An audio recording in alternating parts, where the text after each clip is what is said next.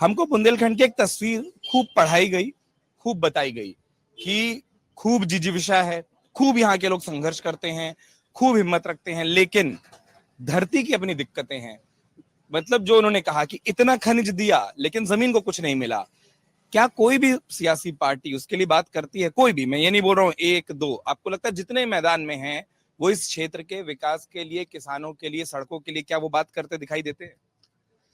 देखिए, ये बुंदेलखंड में जहां आप खड़े हैं ये जनपद जालौन है और ये ऐतिहासिक नगरी है। एक तरीके से आप देखें कि आंदोलन की पलट पर जब आप देखते हैं तो सबसे अगली कतार में जालौन खड़ा मिलता है। कारण क्या है कि बुंदेलखंड में जो भी खनिज संपदा थी जिस पर आप सवाल दाग रहे हैं, यहाँ जो जितनी भी सरकारें बनी, आप देखें कि यहाँ अरबों रुपए का खनिज चोरी किया सारी सरकारों के रहते हुए।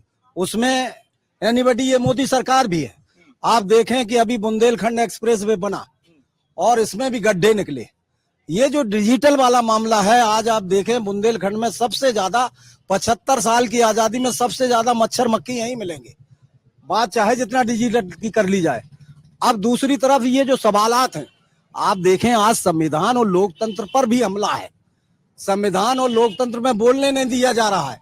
ये जो फर्जी इनकाउंटर का मामला है, खूनी बुलडोजर राज का मामला है, आप देखें कि इसके जरिए आवाज तक लोगों की नहीं निकलने दी जा रही है।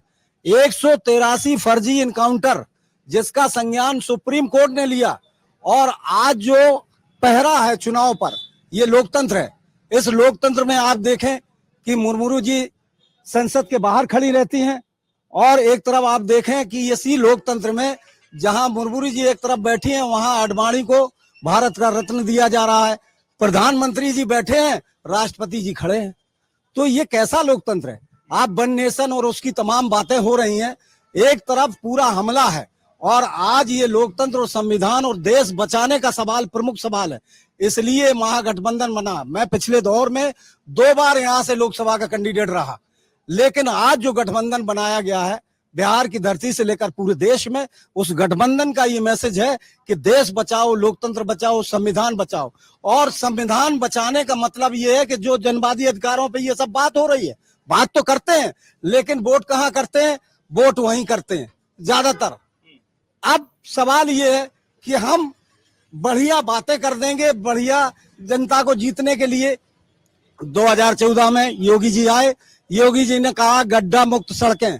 14 में 17 में 17 में 14 में लड़ा था, 17 में उन्होंने शपथ लिया, और 17 में शपथ लेने के बाद कहा कि गड्ढा मुक्त सड़कें।